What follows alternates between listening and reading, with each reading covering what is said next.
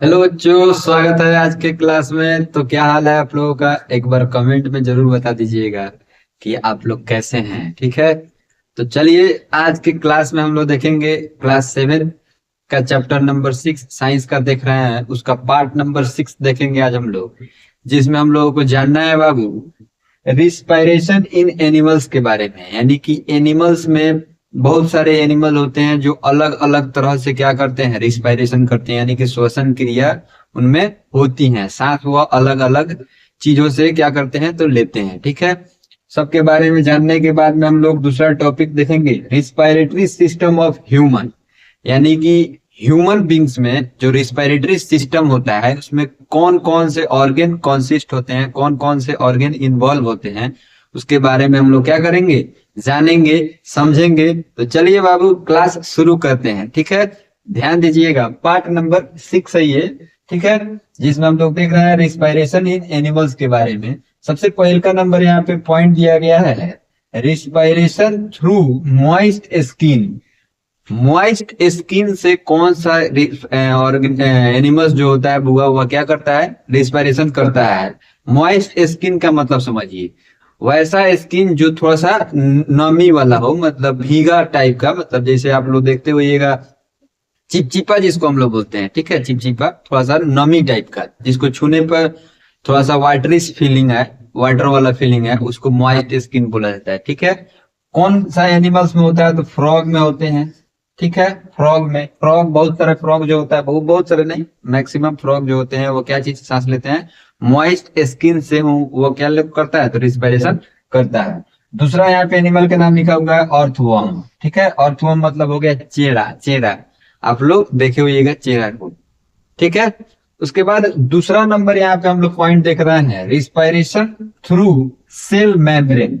अब cell membrane से कौन सा एनिमल जो होता है बुआ वह सांस लेता है, कौन सा ऑर्गेनिज्म जो होता है वह सांस लेता है। सेल मेम्ब्रेन क्या हो गया तो समझिए, मान लीजिए ये सेल है। ठीक है, तो इसका जो आउटर मोस्ट ये लेयर जो बना हुआ है ना, ये लेयर, इसी को सेल मेम्ब्रेन कहा जाता है। ये आप लोगों को सीनियर क्लास में सेल चैप्टर जब आप लोग पढ़िएगा तो उसमें ये चीज बताया जाएगा। ठीक है, यहाँ पे समझने के लिए समझिए कि जो हमारा ये आउटर मोस्ट जो स्किन है, ये जो सेल से बना हुआ है, तो इसका जो स्किन होता है ना, ये उसी को सेल मेम्ब्रेन कहा जाता है। ठीक है, चलिए, तो वह कौन सा एनिमल हो गया तो अमीबा। ठीक है, अमीबा ऑर्गेनिज्म जो होता है बुआ वो क्या करता है तो सेल मेम्ब्रेन से रिस्पायरेशन करता है। चलिए अब हम लोग देखते हैं तीसरा नंबर पॉइंट, रिस्पायरेशन थ्रू एस्पेरिकल्स। एस्पेरिकल्स, मान लीजिए कोई इंसेक्ट्स है। ठीक है, उस पे एस्पेरिकल्स ऐसे ऐसे बना रहता है। ठीक है,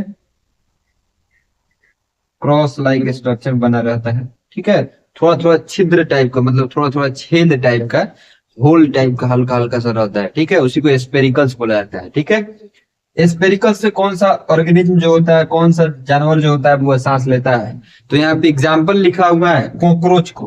कॉकरोच मतलब तेलचट्टा।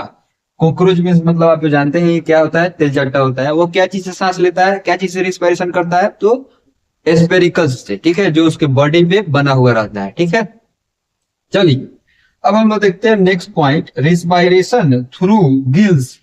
अब गिल्स से यानी कि गलफड़ से कौन सा ऑर्गेनिज्म, कौन सा एनिमल जो होता है बुआ वह सांस लेता है।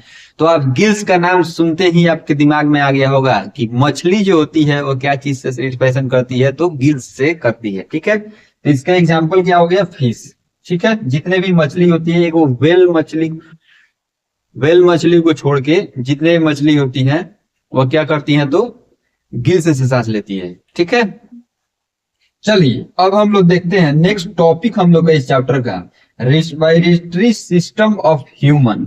यानी कि रिस्पायरेटरी सिस्टम यानी कि श्वसन क्रिया करने का जो सिस्टम बना हुआ है ह्यूमंस में, उसमें कौन कौन से ऑर्गन कॉन्सिस्ट होते हैं, कौन कौन सा बॉडी पार्ट इन्वॉल्व रहता है, उसके बारे में हम लोग जान लेते हैं। तो सबसे पहले नोजल कैविटी यानी कि नाक। सबसे पहले हमारे श्वसन क्रिया में नाक का अहम भूमिका होता है, यहीं से एयर क्या करते हैं हम लोग लेते हैं नोजल कैविटी से। ठीक है, दूसरा नंबर हो गया लैरिंग्स।